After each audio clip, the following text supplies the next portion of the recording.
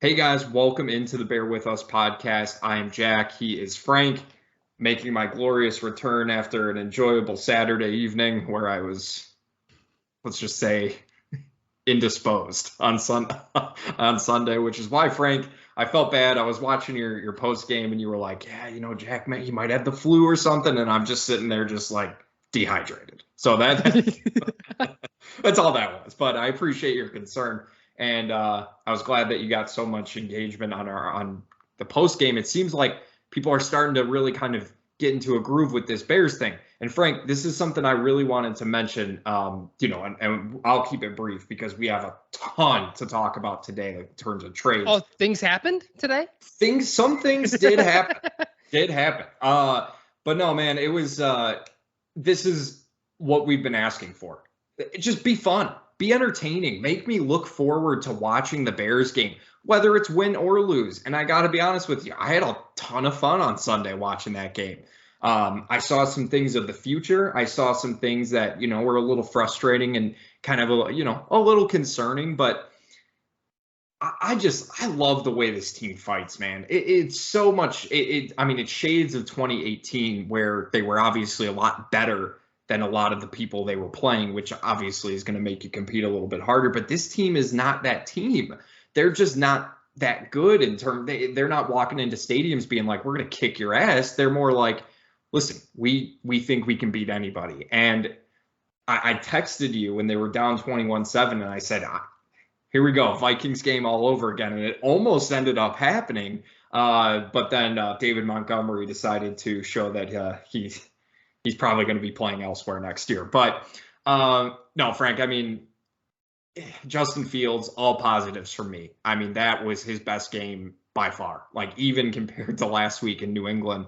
His stats, I know that's like why everybody's so, you guys really think he's that good? Those stats would look a lot better if someone could catch the fucking ball. And Frank, they may have made a move to do that. So we'll get into that in a second. But I got to be honest with you, man. I just enjoyed that game. I enjoyed watching the Bears on Sunday. It was a fun time. That's all we've really been asking. And more than that, I truly believe the Bears have found their franchise quarterback. I don't know how you've gone this far into the season thinking they're getting Bryce. They're drafting CJ Stroud. Like, no, man, this is it. This is the future, right here, right now. Let's go. Yeah, and I think to that just philosophically, that sort of mindset of like, well, if Justin Fields is bad, there is a chance that we can get a quarterback next year because these guys didn't draft him. And it's like, while that portion is true, you're also, I don't know what the right word is. You're also almost like saying that this new young quarterback is just going to come in and have no hiccups. And I think that's why me and you have tried to these last couple of years distinguish what is just normal for a young quarterback to be struggling with, and what are some things that Justin himself has to clean up because he had just something that is not acceptable, whether you're a young quarterback or a veteran quarterback. And I think we've done a good job describing that, but we're starting to see that young quarterback-ism, those things that's starting to go away. Like he's starting to progress there and really show you that he's putting in the time watching the tape. He's bettering himself. He's working with Getsy and the quarterback's coach to make himself better. And you're seeing that. This is like the third straight week that we said that was the best game he played this year. That's encouraging. That's incredible. Yeah.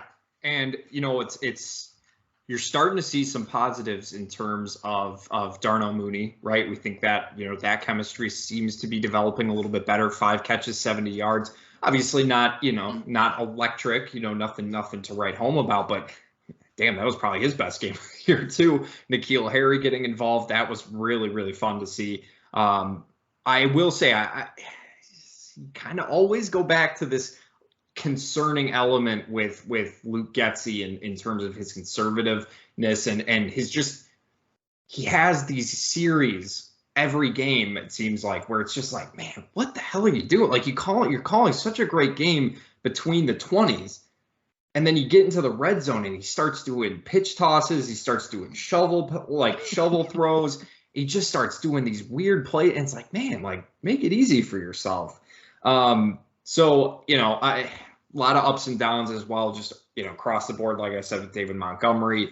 Cole Kmet. I mean, come on, man. Like, why are you holding on that run where the designed run where Justin Fields ran for like 30 yards? I thought that was a soft call, though, Jack. I thought it was soft. Yeah, but you can't give him I get what you're saying. Option to make that call. That being said, obviously the up being he caught his first touchdown in 2 fucking years, but yeah.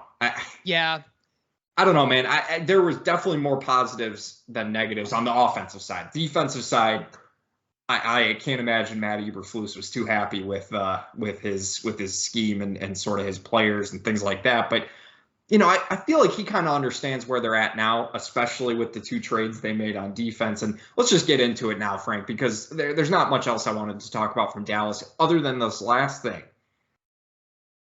Wasn't exactly the follow-up performance I was hoping to see against the New England, right? That was something I had talked about when I picked the Bears to win the game against Dallas. I did not expect Dallas to just explode for 49 points against this defense. I thought this defense had been playing pretty well throughout the season. So that was unexpected, but I was more than happy to see the Bears offense almost put up 30 points. Like that's very encouraging. They didn't just go out there and throw up, 7 points, 12 points, 15 points. They went out and scored touchdowns, and they kind of put the brakes on the Cowboys too. Once the Cowboys started obviously getting back into it, but very encouraged as a bounce back performance after a very unexpected win. I thought the offensive line actually held up pretty well against Dallas's pass rush. Too. Right tackle, Riley Reef, clearly not a starter, but it's funny before these trades, because that's what's going to dominate this episode. I did want to start introducing what we thought, were the positions of need, and maybe even get into some power rankings. We'll save that. Right tackle is clearly one of them. That's a huge need. I think it goes without being said. But I think a good segue into talking about the Roquan trade is look at what Dallas was doing on defense. You said it was disappointing, and it was what was happening. They just ran crossing patterns all fucking game because Roquan doesn't fit this system. No. He's never been good in coverage. He wasn't good in coverage with the Vic Fangio defense. He's a really good 3-4 inside linebacker. He's a probably elite 3-4 inside linebacker. I'm sorry. Yeah, a 3-4. And I've had some people tell me like, well, I know you're happy because you hated Roquan. I never said that. I never said that I hated him. We loved him in that Fangio scheme. The things that we've brought up is that this is a different scheme. And remember, we were wondering in the offseason, is he going to play middle? Is he going to play outside? The fact that he was playing outside kind of shows you everything that they thought about him. And then you watch him in coverage athletically, he doesn't have it. Like his side-to-side speed, I don't know if these motorcycles are coming through my microphone right now. I mean, that sounds like they're having a good time, but yeah. So are we. You're good. But, in that Fangio defense, everything was sort of kept in front of him. His coverage asks weren't much. You're also splitting a whole half of the field, sometimes more than that, because he would have Leonard Floyd in coverage as well.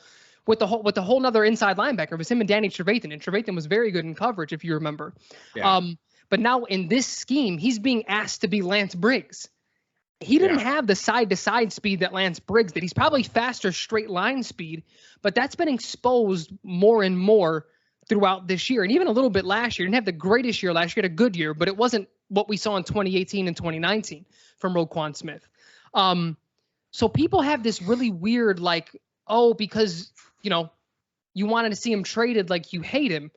I think there's a multitude of reasons why we wanted him traded. One, he's not worth the money that he's demanding. Two, he doesn't fit this scheme, like not even close to fit this scheme. He wasn't drafted for this scheme. He wasn't drafted. But at least not an outside linebacker. The one sort of reservation I have there is I do wish they played him in the middle, even in the preseason, to see what it would have looked like, but they didn't. So we don't know what that would ever be.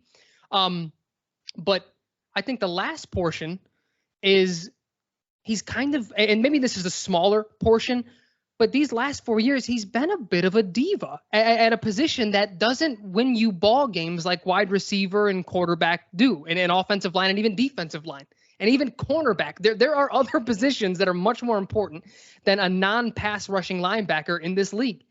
I mean, we're talking about his rookie year. He holds out. And these contracts are pretty set in stone. Who I still don't really know what he held out for, if it was a little more guaranteed money or some sort of clause in the contract because he doesn't have an agent. He's just sort of free balling it.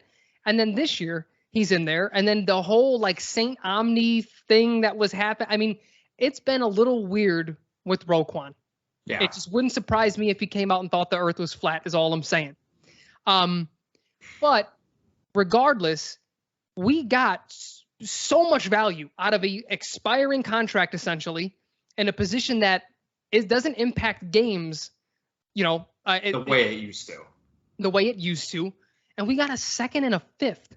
Yeah, let's really good value. Let's go over that real quick. The Bears traded Roquan Smith to the Baltimore Ravens for a second-round pick for next year, a fifth-round pick for next year, and then AJ Klein, who I believe he was. I think he had like a late hit on Mitch Trubisky or something like that when he played for the Saints. It was something like that. I remember this guy's name. Yeah, good.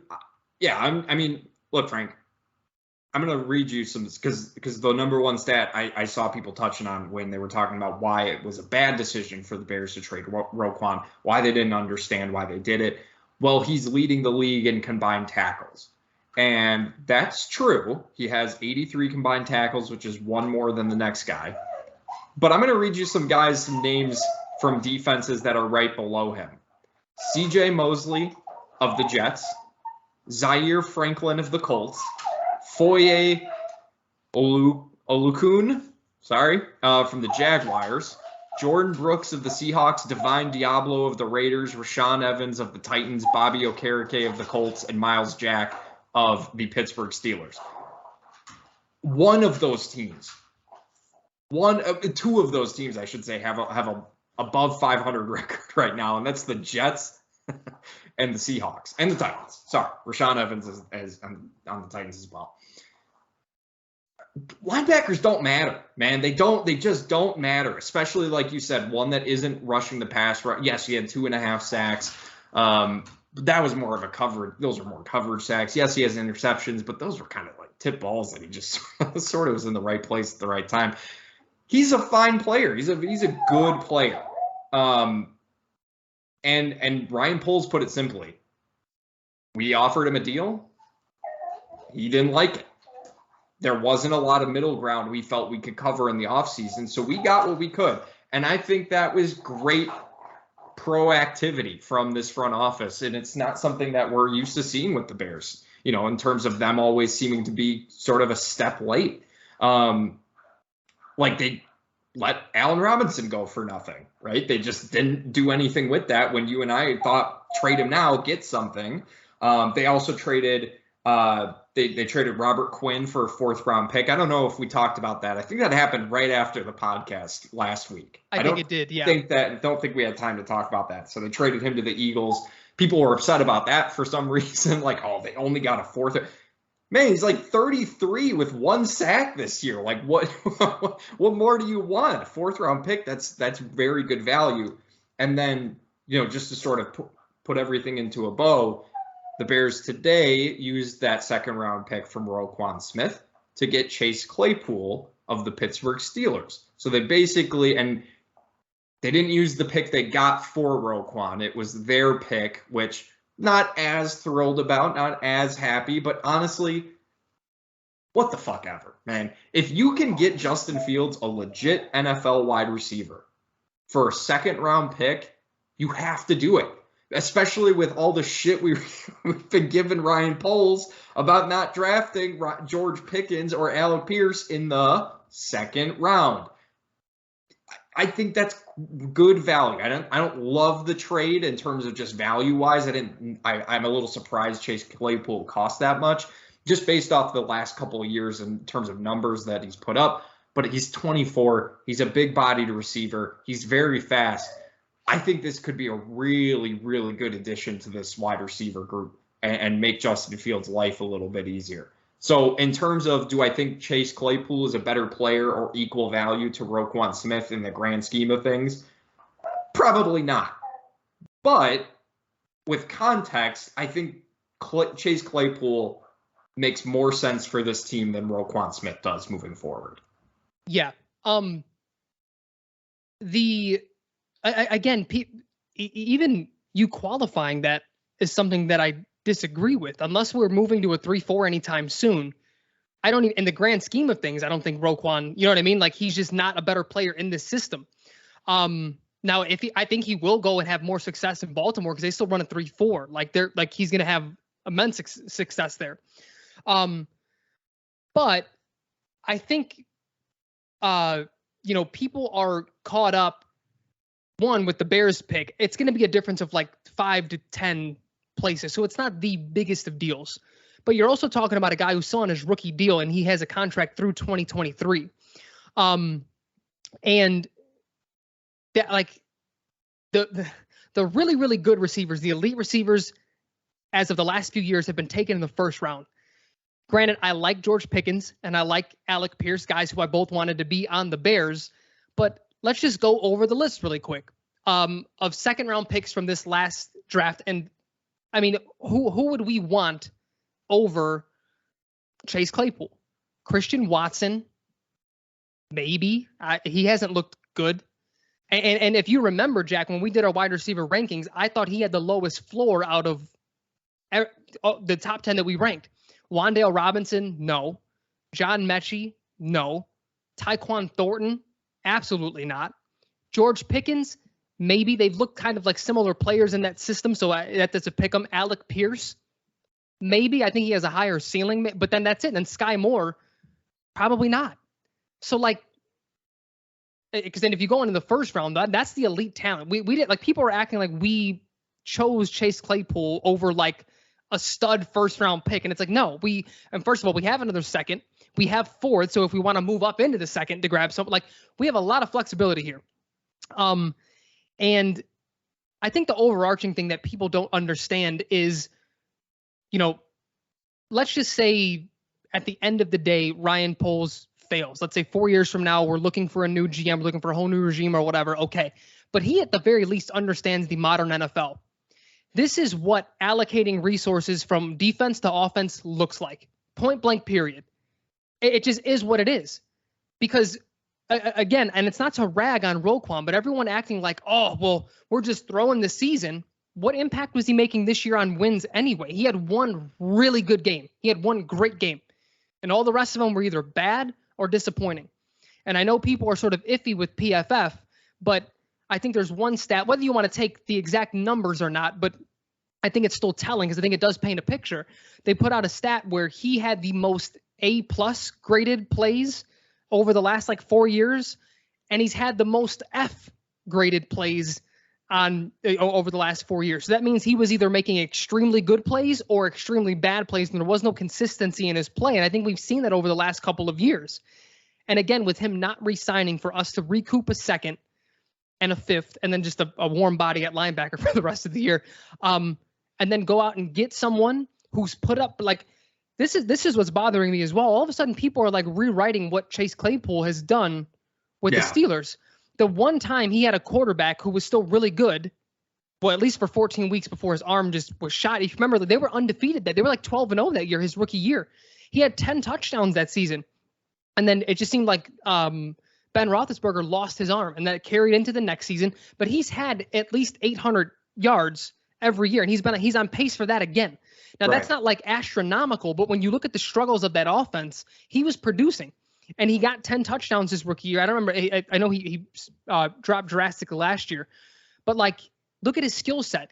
People are looking at separation and looking at this and that. That's never been his game. He's a 50-50 go up and get it type of guy. And I know people it seemed like the rational Steelers fans who were going on the Bears subreddit and sort of they were just look, the biggest complaint is that he doesn't always use his body. He needs to realize he's 250, and 6'4" sometimes, but that's his strength. When he does do it, he's elite at it. And it's this system just was sort of drawing him back. And maybe it's not even just as much of a system as the Steelers are always going to draft second and third round receivers. That's just what they do. So they're going to cycle them in and out.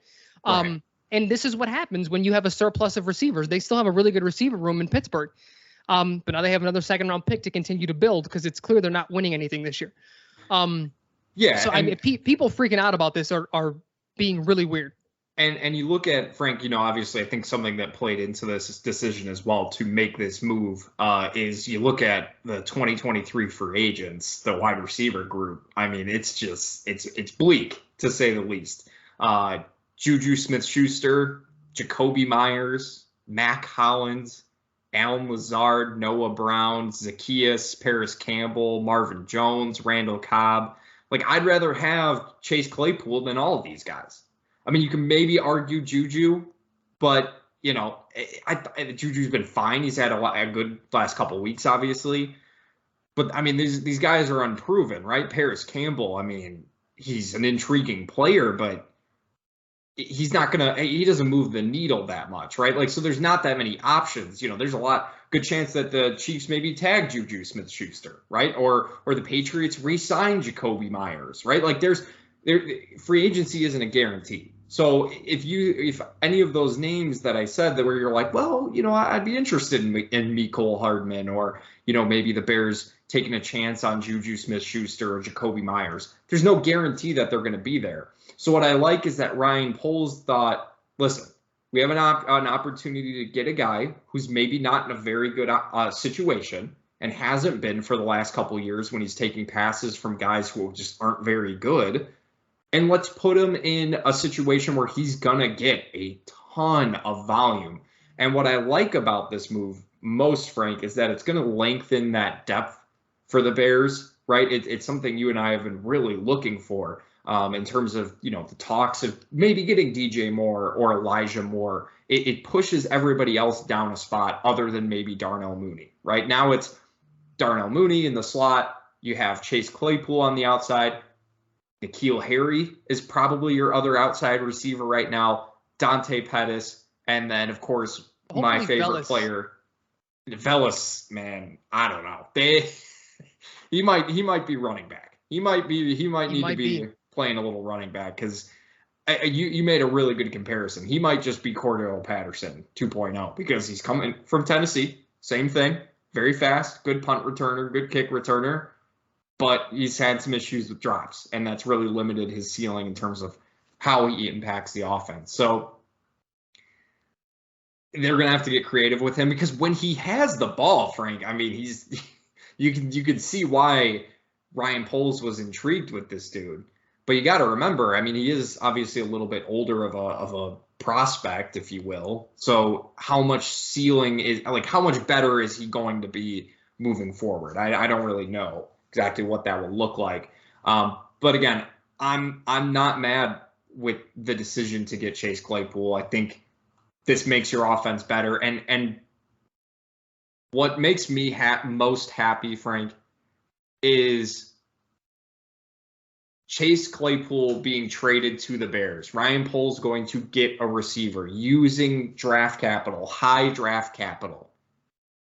It's a clear investment in Justin Fields. It stops all of those bullshit questions you and I had been talking about from the beginning of the season, where it's like, does this coaching staff, does this front office really trust Justin Fields? Do they buy into it? Yeah, they fucking do. All right, this is it. They're seeing what they can do when they max out his, not ceiling. They're not going to max it out with Chase Claypool, but they're giving him opportunities to show more. And I think that's great. And they're really going to invest in Justin Fields. And I think that's awesome. No, I totally agree. And that was going to be my point, is I think this signifies, Poles believing in him, loving what he's seeing, and saying, you know what, we need to get him help.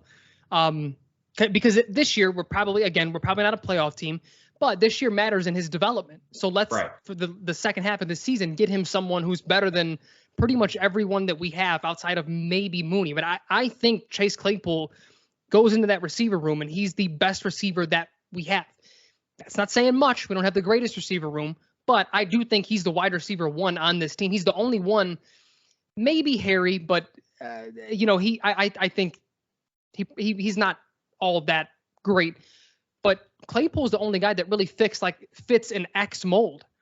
And he hasn't, I'm not saying he is a wide receiver one in the league, but for what we need, he's perfect for it. And this is an opportunity for him. He hasn't been in the league with him being the best receiver. It's always been a little crowded in Pittsburgh. Deontay Johnson has been the guy there. This is his chance to really prove that. And I think I put out a poll on our Twitter And I gave 3 options. I said, now that we've had time to sort of digest this, what do we think about the trade? It was love it, hate it, or like it, but we paid too much. There's only 2 options that have been picked so far. It's been love it or like it, but we paid too much. I think those are the only realistic options to take. I don't get how you can hate this move. Right. Because even if, and I'm inclined to say maybe a 2 was a little bit too much for Chase Claypool, but philosophically, I'm okay with overpaying when you know you have your guy at quarterback. Ryan Poles knows he has his guy at quarterback. Now it's time to support him. You don't think there were people in the offseason saying, well, what the Dolphins gave up was way too much to get Tyreek Hill. Look how that's paying off. Right. That probably, because on paper, that probably was too much, but you have to overpay to get talent. Yeah. And not for nothing, you think about, well, you know, now that they may not need to allocate money towards the free agent spot, right? You think about where can they spend some other money, right? Maybe, you know, I'm not saying that I would necessarily love this move, but I think it could be a potential good fit. Mike Gesicki, you know, get a solid tight end who can obviously be a red zone threat. As long as you're not paying top dollar for Mike Gesicki. I'm just, you know. Oh, no. I didn't make that face because of that. I made that face because I do think it's time to move on from Cole Kmet. It's just this episode isn't the time to talk about it. Well, we're going to get to disappointments at some point down the road. But I just think, and maybe not even necessarily replacing Cole Kmet, I would look at it more as upgrading from Ryan Griffin even. You're just maybe adding some more potential threats. Yeah. You can sign a center. Mitch Morse, Connor McGovern, Jason Kelsey's probably not going anywhere, but you know, you can get a center to maybe replace or draft a center right in the first round. Now you don't necessarily need to get a first round wide receiver or even a second round wide receiver, right? I would still love that, but maybe their plan was, all right, let's get a right tackle in the first round, and then with their second round pick, we'll draft a receiver. Well, now they have Chase Claypool. So how does that change things? Hey, first round, you know what? We really like Quentin Johnson from TCU or Keyshawn Booty from LSU. And they're like, all right, let's get him. Let's get this wide receiver group. We'll spend money in free agency or we'll draft in the second round. Jack Conklin is a right tackle who's an unrestricted free agent. He's really good. Mike McGlinchey out of San Francisco. Like this gives you more options. It just does. It gives you a better way to plan as opposed to hanging on to a second round pick. It's granted. I'm glad. I was excited when they had multiple seconds. That's great. But there's also just the randomness. You just don't know what is going to happen in the NFL draft. Having a guy, a proven NFL player, and we'll see what he does the rest of the season. But there's just now you can sort of plan a little bit better in terms of what you want to do. And I think it's just a little more clarity because clearly this wide receiver group they have right now just was not getting the job done. And we'll see what happens when Byron Pringle comes back. Can he give you something? Can he give you anything? So there's still questions, but I agree with you. I don't know how you can hate this move. I really don't. Yeah. Again, I think you can think it's an overpay, and that's okay, because I think it is probably a tad bit of an overpay. But then also thinking he had another market. We have no idea what the other offers were. So, yeah, I mean, it's the same. You think about the way we run dynasties and things. If I get an offer and I'm negotiating with someone else, I'll bring that offer and say, hey, this is can you top this? This is what they offered me. I mean, it's human nature. You're not going to keep things secret. That's how you work. These guys, this is a select few of 32 people. They're not trying to fuck each other over in any way. Well, maybe some people are. John Lynch seems to not care about relationships, but you get what I'm saying. They didn't just blindly offer a second and it was accepted. He had a market for him. I think people around the league have been impressed with him as a player since his rookie year. They know he can play. But again, people sort of confuse fantasy and what's actually happening. Watch him play. He's a very good player. Stop looking at box scores. Stop looking at fantasy game logs. That doesn't matter to GMs. They're not looking. You think they're going to fucking Mike Florio and seeing what he thinks about Chase Claypool? No. Because not for nothing, he's also a really good blocker. And I know they value that in their wide receivers as well in the run game. Yeah. Yeah, and not for nothing, Frank. We should address the elephant in the room as well. Josina Anderson tweeted out the Packers were first in line to get Chase Claypool this morning. They were the overall favorites, and Ryan Poles probably heard that and thought, you know what, fuck it, give him a second. We have two, give him a second. Let's just get this done. And I kind of love that. I kind of hope that was Ryan Poles' mentality. He heard that his in-division rivals were trying to get a good player to help make their team better. And he said, you know what? No, I want to make my team better. And he went out there and kind of sweep the leg and stole Chase Claypool from them. And I think it's very interesting to me to see. I'm not naming. I know it's going to sound like I'm talking about a specific group or certain people. I'm not. I'm just saying overall from what I've seen from Packers fans on social media, it is very interesting to see how they were like, oh, we need Chase Claypool. We need Chase Claypool. We need help. We need receivers. And then the Bears get him, and they're like, well, he sucks. He's terrible. He's just a run blocker, which is that's just funny to me. So I just thought that was worth mentioning. But I will say, and I think these are my sort of last thoughts on the matter, specifically with Claypool. He played with Big Ben when Big Ben had a little bit of juice left in him in his rookie year. Big Ben is really good at extending plays, or he was. So he has that sort of experience that, to a specific skill set that Justin Fields has as well. Whereas I don't you watch everybody else, including Darnell Mooney. They don't seem to be very good at that. So I know the critique still is like, well, it doesn't look like his eyes are upfield. And sometimes they're not. But when they are, it looks like all the other receivers are still running the route instead of trying to get open with him on the run and running with him.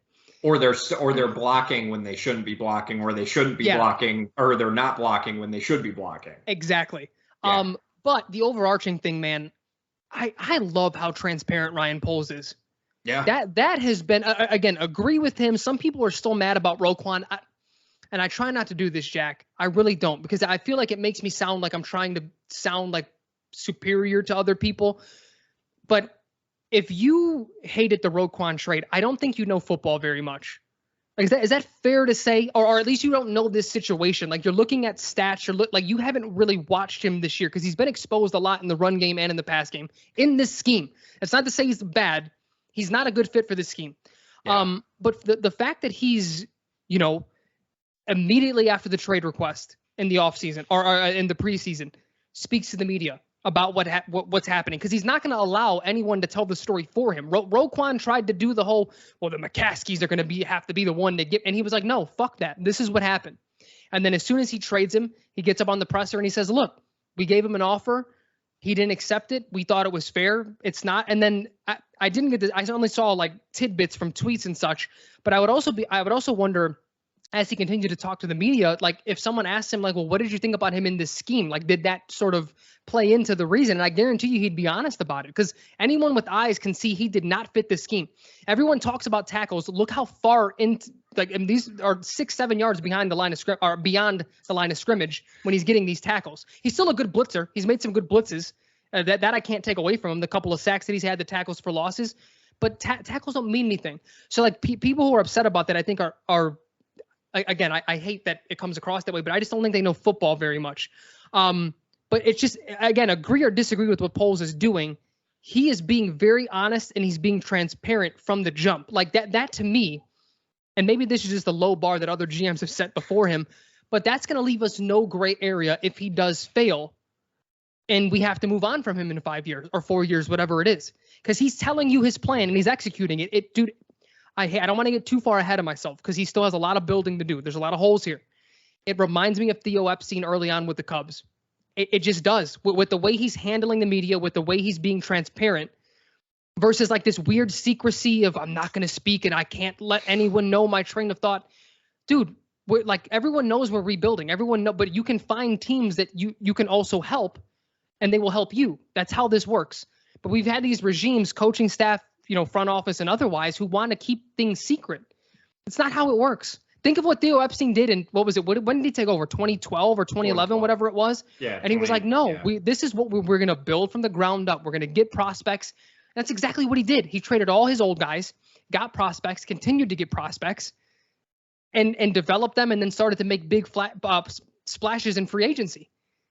And he's not just falling in love with, well, I guess they're not technically his own guys. We haven't seen that yet. I guess that's a fair point to make. We haven't seen him, move on from a guy like Velus Jones or Kyler Gordon. I'm not saying they should. I'm not saying he should. No, I know. He hasn't really had enough time to establish his own guys, especially from this offseason. So that's something I still kind of want to see if he's any different, right? If he's one of those guys who's a little too stubborn to admit that he made a mistake. Some of the signings too, right? Not saying Dozier was a bad signing, but like you kind of, he was unfortunately hurt, but like Lucas Patrick, he's been good, but he's been hurt at the same time. And I agree. I think it is a little refreshing to see sort of, I mean, you go from Ryan, like, let's just say it like it is. Ryan Pace didn't talk at all, right? Especially in the last parts of his tenure here. And it was very frustrating because it was just so unclear about what this team was trying to do. Are they trying to win? Are they trying to build? Especially last year when it just made no goddamn sense what they were doing. Now we kind of have an understanding of, okay, Ryan Poles wasn't saying it was a rebuild because he hadn't blown the thing up yet. Now we're kind of there, right? With Robert Quinn finally, we expected him to be gone for, I think, since the offseason, really. And then Roquan Smith, right? You and I had I think what just makes me feel better, and then we can kind of get to our picks for week 9, Frank. What makes me feel better is everything he has done has made sense, right? Everything he's done has made sense to me, to you. I don't know, to most Bears fans, how they feel. I know a lot of people just turn on the game on Sunday, see they're losing. They know of Roquan Smith, they know of the bigger name players, but maybe they aren't really watching, maybe they don't follow teams as closely as we do, and that's totally fine. You enjoy the product how you want to enjoy it. But don't be mad if Roquan Smith is gone, if you don't fully understand what's happening. I'm just, try and look at it from or listen to our perspective, and hopefully this helps some people understand why you and I aren't upset about Roquan Smith getting traded. But I mean, really, you look at it. We asked him to trade Khalil Mack. What does he do? He trades Khalil Mack. We want him to trade Robert Quinn. What does he do? He trades Robert Quinn.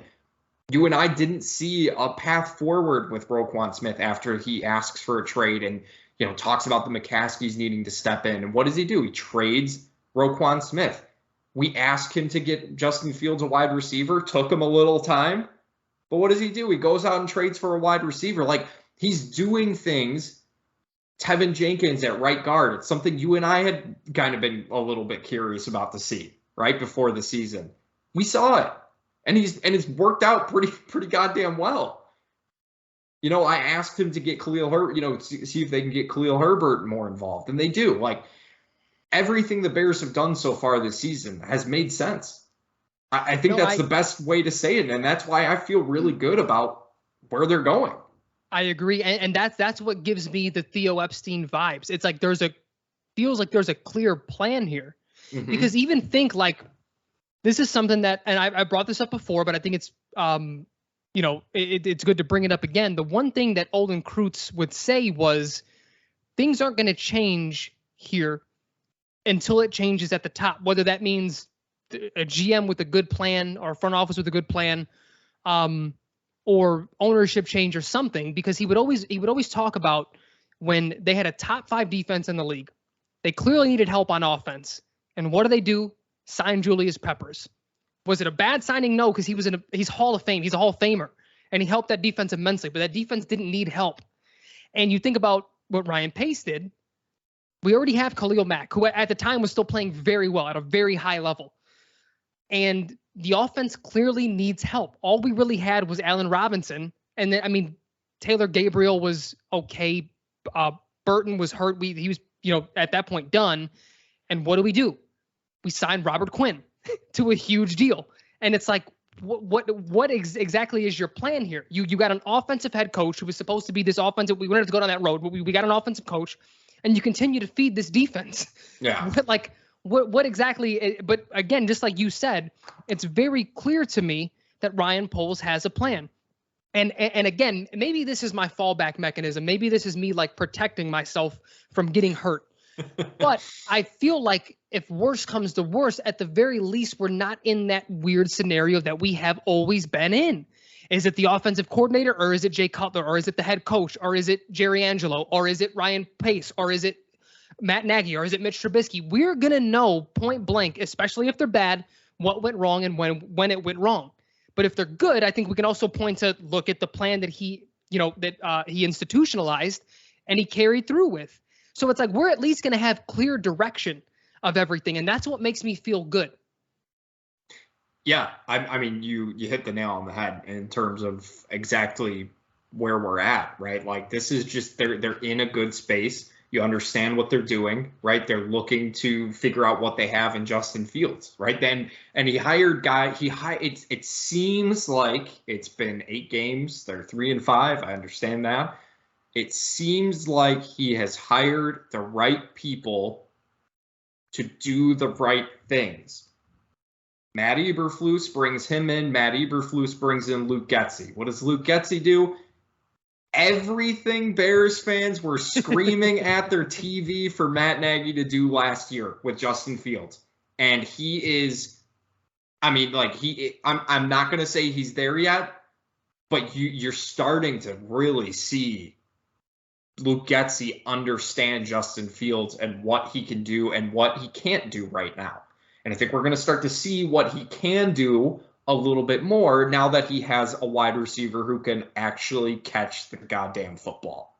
So that's it. That's where the Bears are at right now. They traded Roquan Smith. They traded Robert Quinn. They traded for Chase Claypool. And then last thing, Frank, we should mention for next year, I think it's next year, the Bears will not be on WBBM 780 and 105.9 FM.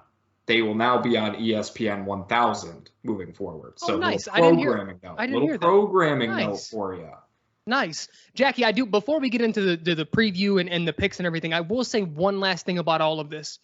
Even for people who think it's maybe an overpay, and again, I think I lean towards that, but I'm okay. It's not a negative thing to me. That goes to what you said about Poles having faith in Fields. I think Fields is the guy, so let's overpay a little to get him talent around him. That said, no one's going to give a fuck if Chase Claypool is really good. I'm not saying he has to go out and be the wide receiver one because I think they're going to still invest in this position. But get back to being the 7 to 10 touchdown guy, 800 to 1,000 yards, and no one will care. That's all he has to do is play. He just has to play well. And no one will care about the second-round pick. It's not going to matter. Like that's what it comes down to here. If he played like this is going to be a trade realistically, and I know it's unfair, but it is what it is. That hindsight is going to matter here because one thing that Poles said is that he's using foresight. He looked at the free agents. He looked at probably some prospects at this point, and he's like, what's going to be there in the second round? Or at least what we think is going to be there. I don't really like it. I like Claypool way better than all these guys. And if he winds up being good, no one's going to give a damn. But if he doesn't, we may be looking at that pick and saying, wow, so-and-so was still on the board. Or this guy was still on the board. You know what I mean? So it's really up to Chase Claypool and Justin Fields to a big degree as well to make this thing right, to make this a good trade. And one thing to that, just disclaimer, please do not expect Chase Claypool to go for 100 yards and 2 touchdowns next week. Like, just don't expect it to happen, right? They're still going to be building chemistry. He has to learn the playbook. He might get 15 to 20 snaps just in total, right? Like he'll get some run, but he's going to have some time to adjust to really learning exactly what he's going to be doing in this offense. So I'm just saying temper expectations for this week, and we'll see sort of how it goes. Then we can kind of get an idea for what he will really look like in this offense. I will say with that, Jack, that brought up a thought that I've had a couple of times, and it's just sort of gone by the wayside as our conversations happen. That is somewhat of a worry to me, generally speaking, because we saw it with Tevin Jenkins with the weird rotational stuff. We saw it with now N'Keal Harry, who was healthy. We saw it with Velus Jones once he got healthy. It seems like this coaching staff and maybe it's for health reasons that we just don't really know about. So, but if that's not the case, that's been a little weird to me. Like, I don't know what, like, they like ease people in a little too much. But then I'm looking around the league and it's like, oh, this guy's healthy and he just went for $150 and 2 touches. Like, I guess pessimistic me says, is this offense maybe a little too hard to pick up? Like it's not just somewhere where you can plug someone in, and it's like where I do feel like other offenses around the league. I mean, look at Miami's offense, new head coach, new weapons, a quarterback that is like a game manager type, and they're fucking balling. Like they had the same amount of time to prepare as granted they have better weapons. I'm just saying like these weapons are performing immediately. There was no like, we're going to ease Tyreek in. He went for 200 on opening night or whatever the hell it was. Like, so that's the one thing I do want to see Claypool. I'm not saying 102 touches, but like, let's get him in. Get him 95% of the reps. Who the fuck is better than him? I don't care if he didn't know all the playbook. Simplify it for him. Draw it on the fucking football if you have to. Like, get him in here and let him play. I do agree that I think they are a little more cautious in terms of getting people involved. You and I had been wondering kind of what the plan with N'Keal Harry was, because I mean he's only seen I think 3 targets in 2 games so far. So it's like what's going on there? But on the other hand, you look at their injury report each week and it's like nobody. So it's very interesting that the Bears have been keeping people healthy. So hopefully by the end of the year, maybe it is one of those things where it takes a little bit longer, but towards the end of the year, it really starts clicking. And I think we're kind of starting to see that with them dropping back-to-back 30-plus points, So yep. It's a great thought. It's a great thought process. It might just be a little bit different in philosophy, right? It's Mike McDaniel has his way of doing things. He can implement that because he's the head coach. Whereas maybe Luke Getsy does want to get things going a little bit more, but Matt Eberflus is kind of like, listen, let's take it slow. Let's make sure everyone knows their assignment, and we'll kind of go from there. But do you think Eberflus like gets the new guys or the healthy guys, like recently healthy guys, in a room and like recite the 10 principles of the HITS philosophy that they don't have them memorized? That's probably that might be it. Honestly, he might be a memorization guy. He might be like, listen, you want to play this week? Come into the office. But it's like it's principle. Let's go. But it's like out of order. It's like it's easy to memorize. Like what's number 8? Yeah, he's like you got to recite number right. Yeah, what's T 1.9? Give it to me. That's what I'm saying. Fuck. All right, let me go back, coach. Let's get into our week 9 picks here. God damn, Frank, already passed the halfway mark for this season. That's honestly insane to me. It is. Thursday night football. Philadelphia at Houston. Houston. I'm going to be honest with you, Frank. I want to say something real quick. I feel bad for Davis Mills because, I know people like to shit on him and everything, and some of it's deserved, but he has less weapons than than Justin Fields does. I mean, he's got nothing. He has the best weapon out of everyone. Brandon Cooks is a really good receiver. I agree. They pissed him off though. They did. He wanted to be traded bad. He's done. He's done there. But they got nothing else. I mean, Dameon Pierce is a good player, but I mean that's just such a Lovie Smith team. It's just so awesome. It is. It's just such a Lovie Smith team. But with that being said, I am obviously going with Philadelphia in this one. I'm going with Philly as well, even on a short week. I mean, they're a fucking powerhouse, dude. And again, I'm not going to do this for every game. Jalen Hurts is another example. And I'm not saying Claypool is A.J. Brown. Wide receivers are multipliers to offenses. You get your good young quarterback weapons, it's going to make them either better than they are or elevate their ceiling. Because, again, I don't think Tua's that good of a quarterback, but look at his fucking weapons. Yeah. Yeah, I mean, hopefully the Bears, maybe Chase Claypool will be the Bears' A.J. Brown. If we can get a half of what that man is doing, he is a fucking menace. Just snatch the Titans it over really 3. traded. Have you seen the Titans' offense? They just thought, you know what? We don't. But you know what? I need to admit when I'm wrong. I never said A.J. Brown was bad. That was not. I did think he was a little overrated going into the season. He's proved me completely wrong. This fucking guy. You were never really a big A.J. Brown guy. But I was never. I was never like he's a bum type of guy. No.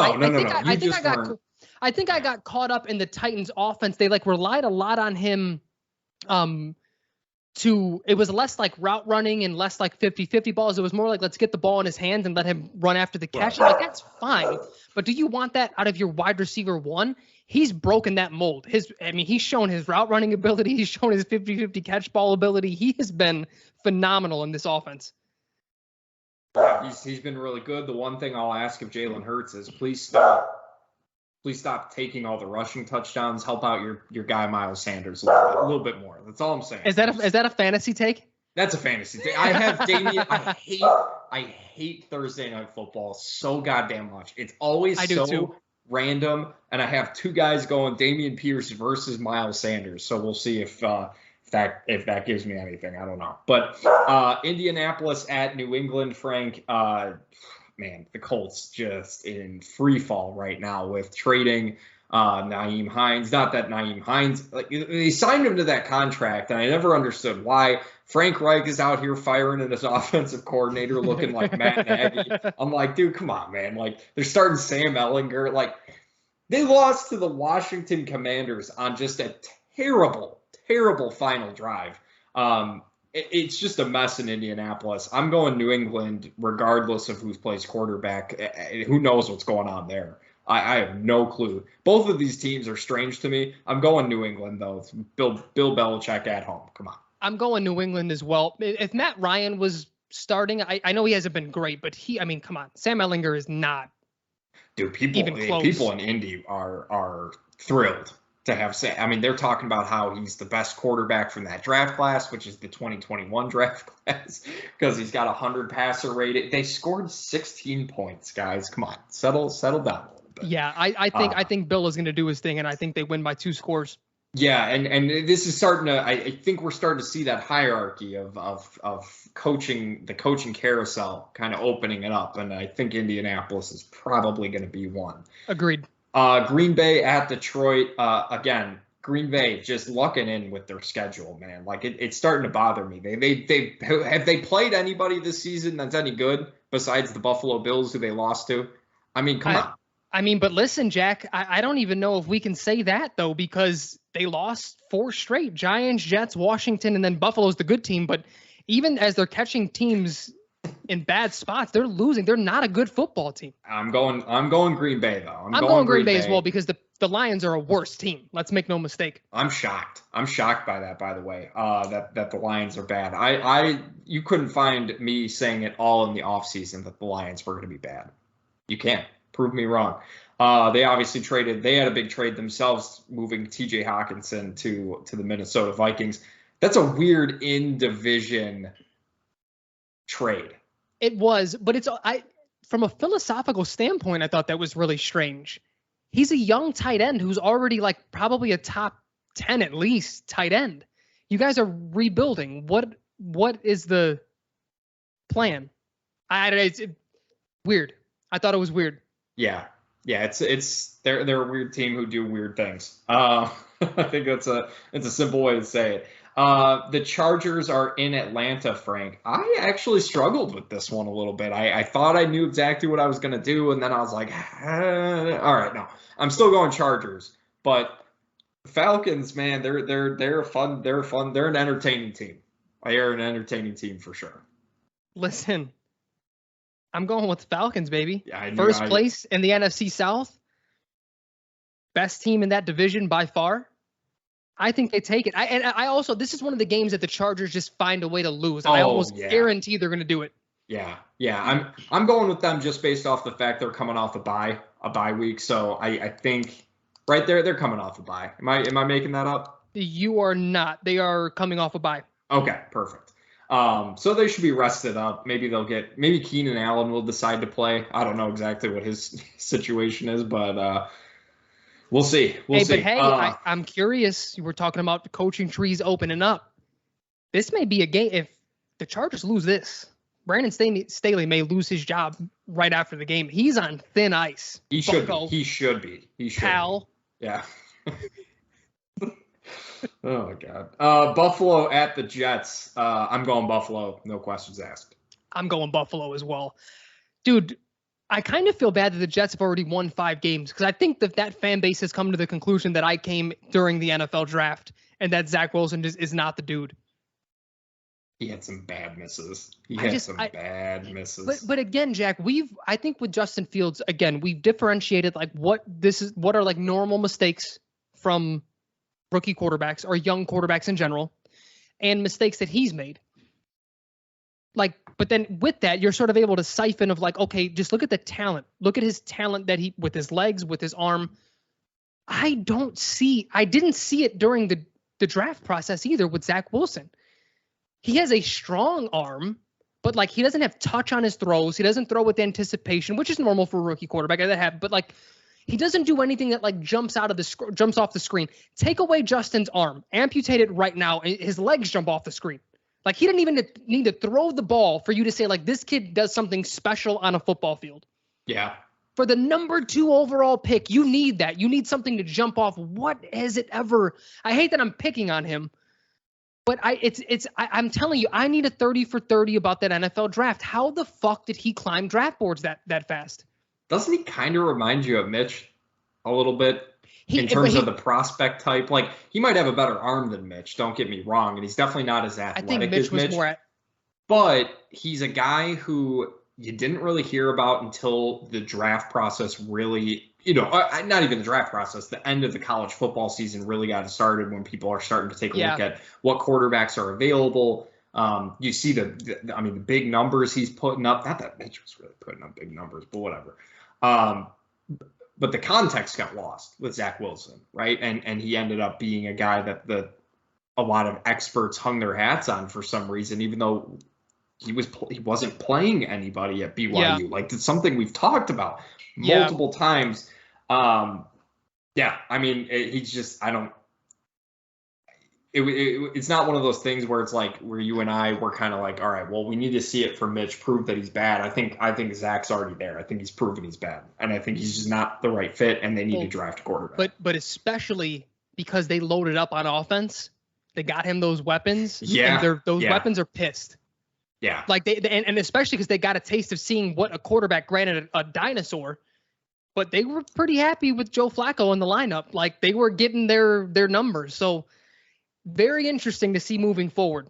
Yeah, get Garrett Wilson the football, because that dude is just wow.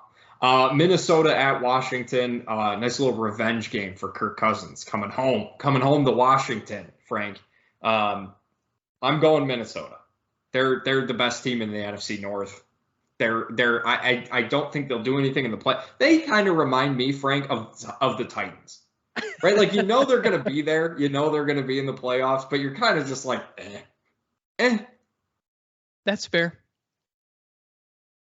Are you going? Who are you taking? Oh, I meant to agree with you. Yes, I'm going with Minnesota. In your mind, you were like, it's not even a question. Of course I'm going. Yeah, the Commanders. Oh, the Commanders are sneakily on a little 3-game winning streak here. They still have looked horrible throughout that winning streak, though. Well, they've beaten the Bears and the Colts, so that doesn't really matter.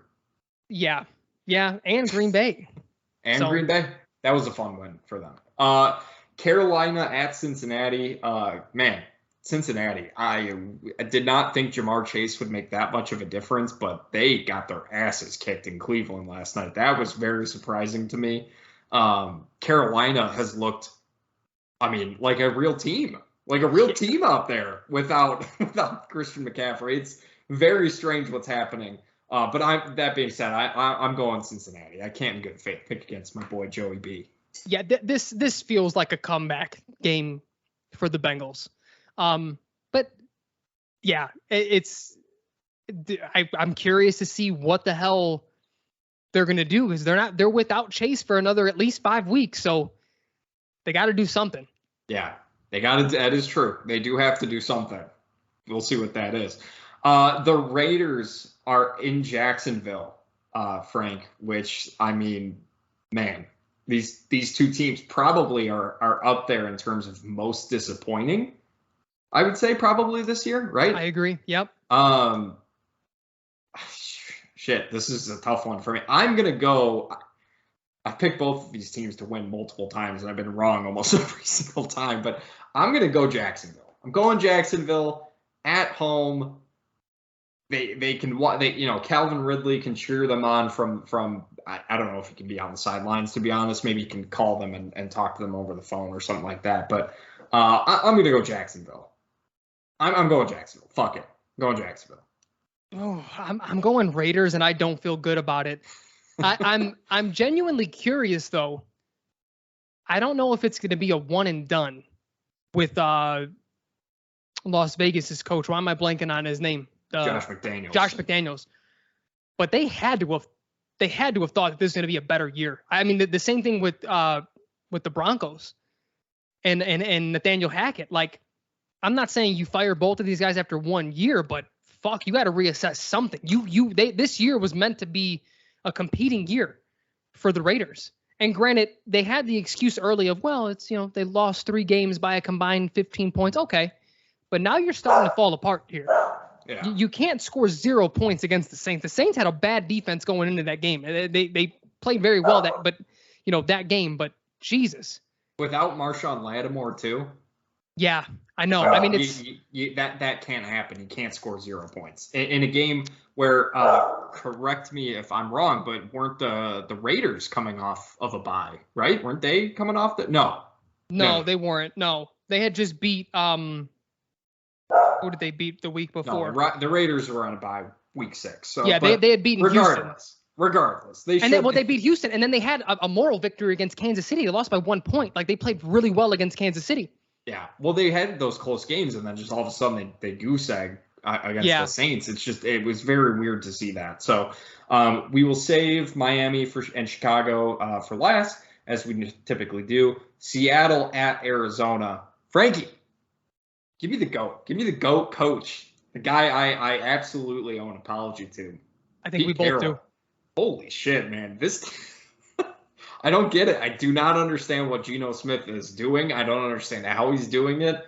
But this team is fun. They're enjoyable to watch. I'm going Seattle all day over Arizona. I'm going Seattle as well. It's, the thing that's like shocking to me about Geno, I understand how a guy in the league for this long, being able to sit back and really observe and learn and get better that way. Totally understand that part. Where you get you go from maybe good backup to fringe starter. I could see it. I've never seen Geno look this good in college or in the pros, just from a physical standpoint. What the hell? What workouts have you been doing that just completely changed the way you play football? Just physical talent. Because I didn't see this in your draft process. I didn't see this when you were on the Jets and the one start that you had with the Giants. He looks like a really fucking good quarterback, man. He's dropping dimes too. It's not like he's just throwing, nothing. He's 32, man. It's quite the change. It's pretty impressive, honestly. And I whoever the offensive coordinator is for the Seahawks should be first in line for the next coaching job, because he's wrong. He's doing a phenomenal job with that. You're team. Not wrong. I mean, what's going to be interesting though? They're going to extend Geno this offseason, I think. What does his contract look like? Yeah, I mean, you almost have to. They may draft a quarterback, sure. I think they'd be remiss not to. But now you don't have to start your rookie right away, right? Yeah. It's pretty insane to think about. I mean, they may not though, Jack. They're going to win 9-10 games. They're not going to be in a prime position to draft one. That's a good point. So you may be in a unique situation, though. He's not going to get Kyler Murray money. He's not going to get Josh Allen money. I think you're in a really unique situation here where you have a quarterback for probably the next 3 to 5 years, and you're not going crazy with the cap. You can still build around him because he's not going to command all this other money. He's almost like Alex Smith. He's almost like Alex Smith. Yeah, that's a fucking perfect comparison. Yeah. It's going to be interesting, man. It's wild. Wild what's happening. Pete's going to be 80 next year, so I don't know what the fuck. I don't know what his future looks like, but as long as he's still kicking, baby, he may die on the sideline. He's not going to give it up. If neither of if the Bears don't make the playoffs, which I don't assume they will, and there's a team I will be rooting for this year, I can't believe I'm saying this. I would genuinely be rooting for Seattle to win the Super Bowl. I'm not mad at it. I mean, I would enjoy seeing Philly win because I like Jalen Hurts as a player. I think that'd be a cool thing to happen. But just to see Pete Carroll absolutely just put his stamp on the NFL one last time, I think that like I said, I can't believe I'm saying this because in the offseason I was all on my high horse. I'm like, this dude should have been fired. He fucking sucks. They're terrible. and he's just proven. He's just it's crazy. The Rams are in Tampa Bay, Frank. That's your game of the week, I believe. Yes, game of the week. That's an ugly fucking game. I'm going Rams. I'm going Rams. They're coming off their bye week. I'm for sure confident in that they just had their bye week. Nope, they didn't. 2 weeks ago. No, they just lost to San Francisco. They lost to San Francisco. God damn, I'm so bad with these bye weeks apparently. But that being said, I'm still going to go Rams because the Buccaneers they just don't look right. Something just doesn't look right. Yeah, that's why I'm going with the Rams as well. But it's also tough because they don't look right either. I know. They look horrible. I know. This is gonna be like a 15-12 game, 16-17. It's gonna be ugly. I don't think there's gonna be much offense here. Hey, but if you drafted Allen Robinson in the 4th, you got way better value than getting Cooper Kupp in the 1st. So start him in all fantasy leagues. Shots fired. Jesus Christ. Tennessee at Kansas City is your Sunday night game for some strange reason. I mean, I'm obviously going Kansas City, right? There's no doubt about that. Yeah, I'm going KC as one. You used the Titans as an example earlier. These are the games that like expose them as like, yeah, you're really not those guys when it's time to really step it up. Like they don't really beat the elite teams. They're very good at beating the bad and the average teams because they're better than them. But when it's time to tick it up a notch. I mean, that was the Lovie Smith Bears for years. That's all they did. Yes, correct. That's exactly what they did. And then couldn't beat the good team. But maybe what if the Titans go into Kansas City and win this game? The hell was that? I don't know what's going on over there. I mean, even if they do, if they're one of those teams that you got to prove it to me in the playoffs. It'll be a good win for them this year.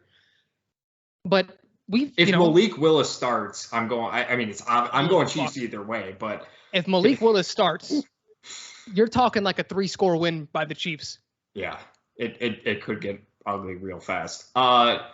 Your Monday night game for some reason is Baltimore at New Orleans. I'm going Baltimore, but man, like Lamar, come on, man, like step it up a little bit here. You played a little better. You played a little bit better, right, against Buccaneers. I didn't turn the ball over, which was great, right? But they're running out of receiving options very quickly. I mean, Isaiah Likely looked pretty solid as a nice little replacement for Mark Andrews when he got hurt. Rashad Bateman is hurt once again. They're running out of weapons, but I can't trust the Saints. I don't trust them. I'm going Ravens. I'm right there with you. I'm going Ravens. I also think this is a matchup which they may not need Lamar to do a ton. I think they can play clock control and run the ball really well. But I can't wait for Roquan Smith to have a sack and an interception and Bears Nation to go fucking balloons and say, see, what the fuck, man? We traded for, and did like a cherry on top would be Claypool like fumbling as well. Yeah. Just to see Twitter go up in flames. Bears Twitter go up in flames. Make it even better. I agree. I think that'd be hilarious. The bye week teams real quick: Denver, San Francisco, Dallas, Giants, Pittsburgh, and Cleveland. So half of my fucking fantasy lineups are just in shambles. I was going to say, plan accordingly for your fantasy team there. But yeah, Miami, Frank, coming to Chicago. You know what? This could be the most entertaining game of the week. Out of all of the games that we had listed, top to bottom, this could by far be the most fun game of the week to watch overall. And I hope it is. Because the Bears defense, man, they ain't stopping shit this week. You thought they were bad last week? They're getting at least 60 dropped on them, no doubt about that. Because Mike McDaniel is talk about how he looks all you want, but that little goofy man is going to be. He steps on necks, brother. And that's what I was just going to say. I think he presents himself to the media a little bit goofy. There's been some sideline clips that I'm like, you know what? He's not the nerd that I thought he was. There was a clip last week, or from last week, I should say. I think there were some false starts or offside, something like that happening. And he just fucking death glares the coordinator, if it was offense or defense. And he was like, get this fucking shit cleaned up. And I was like, oh shit. Like this guy commands a room. Cause like that was honestly my worry. It was never about like his grasp on offense. just hearing him talk about offense, you can tell he has a huge grasp on play design, play calling, everything that goes into an offense. He's damn near a genius in that department. But there has to be a level of humanness to command a room as a head coach. And I worried about that. But when I see things like that, a guy my size, he's about 5'8", $150. You know what I mean? Like, he's not a big dude. And I'm like, he's got it. And you're right. He steps on necks. If they're up 3 scores, he wants to go up 4 scores. If they're up 4 scores, he wants to go up 5 scores. He does not, and that's a sign of a good head coach. Who else does that? Bill Belichick. And that's about it. Even like Andy Reid gets conservative sometimes. Right. And you know, I go back to that question, right? You're always going to wonder about other coaches that were hired in the same cycle that your team hired coaches in, right? Matt Eberflus, Mike McDaniel, Brian Dable, as we talked about with the Giants, though they came a little more back down to earth last week. But you wonder, right? You kind of wonder what Mike McDaniel would do with Justin Fields, but then you also remember that he also has Tyreek Hill and Jalen Waddle with a serviceable quarterback in Tua, who has been played much better than I thought he would, to be fair to Tua. Even comparing those situations, we were never going to be in position to get Tyreek Hill because we didn't have the capital to do so. So, like, you know, even if he came here, I don't know how much different it would look. Maybe philosophically, the offense looks different because he's probably a better play caller and just offensive guy over Luke Getsy as it stands. But to get the weapon, we didn't have that.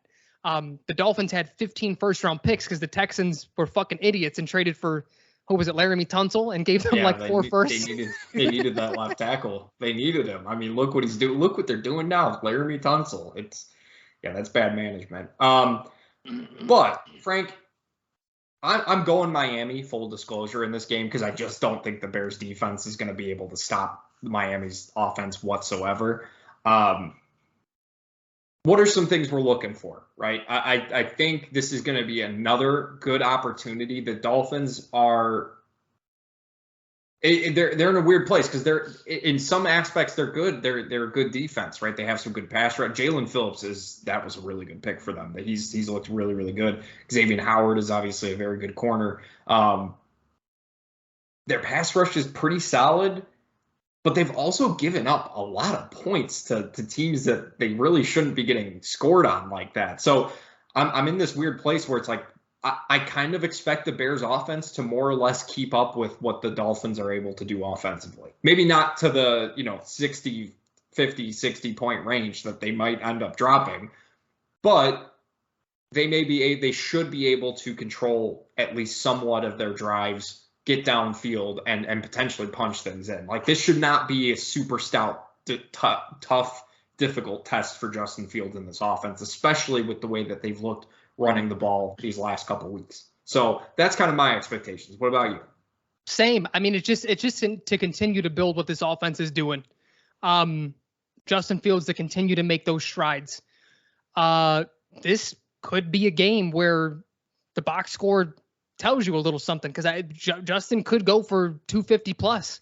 Just like you said, this defense isn't that good, but the thing is, I don't think we can come anywhere close in a firefight. So it may wind up looking similar to the Dallas game, where either we get down early or we're sticking with them, but they pull apart eventually. Like, they're going to separate themselves because we just don't have the firepower to do that just yet. I also don't think, that's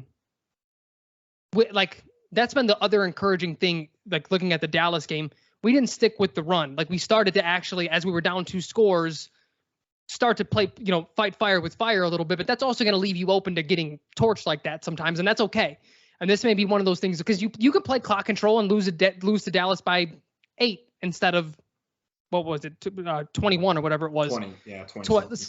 But it's like, what good does that do? That doesn't do you anything. Let Justin continue to get these reps and let the offense continue to develop. We may see that this week as well. And it's funny because I had a friend who is very high on Roquan Smith, and he says he listens to the podcast, every now and then as well.